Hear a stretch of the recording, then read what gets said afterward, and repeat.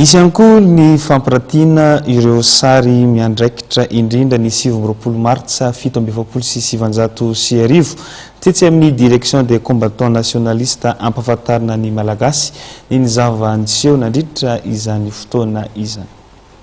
Fampisehoana ho an'ireo tanora ankehitriny ny fahasahian'ireo ray aman-dreny malagasy taloha, io no tanjon'ny hetsika fampiratiana tanterahana tetsy amin'ny direction des combattants nationalistes Analakely. Nandritra ny herintaona sy 9 volana no nanatanterahindreo malagasy niady izay netomboka tany atsimo atsinanana ary nisy ny manamboninahitra malagasy namatsy fitaovana ireo mpiray-tanindrazana aminy ahafahana mampahomby ny tolony raha ny nambarany ny mpikaroka ny tantaran'ny 17 martsa 1770 1770. Nahatonga niady nahatra ray taona sy 9 volana zany tao faritra atsimo atsinanana sy atsinanana iny dia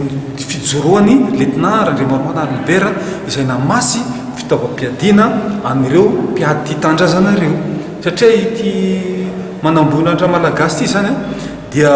nisahana ny fitantanana ny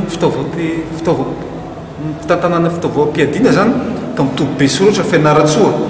ny taona 1770 hatramin'ny 1770 nijoro izy ary nijoro tia tandrazana zany izy na dia nizaka ny citoyen français dia zaho izy vonona mantsy an'ireny miaramilatra anainy ireny hoe hanampy anareo araka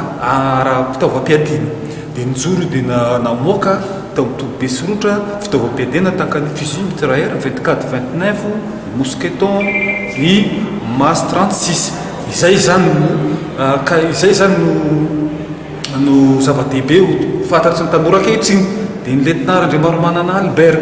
io zany niatodohan'ny kotroka niady izay tao fianaratsoana ny mbola volana azy ka tsy mahagaga raha nahatra niady ho amin'ny falevantena tao faritra atsimo atsinanana iny hatrany manomboka faram-pangana hatrany manoro dia mahazo ny fanadina ty androrangavola dia ohatran'izay. Tamin'ny martsa 13 no nisokatra ny fampiratiana tetsy Analakely ary tsy miandry ny fankalazana ny 17 martsa ihany ny hetsika fampiratiana fa misokatra ho an'ny rehetra isaky ny atalata, alarobia ary ny alakamisy. Efa maro ireo tanora liana amin'izany, mahery ny 500 kosa ireo bekotro marolatra mivondrona ao amin'ny VTTM na ny vondron'ny tia tanindrazana mpiady tamin'ny 17 martsa 1770.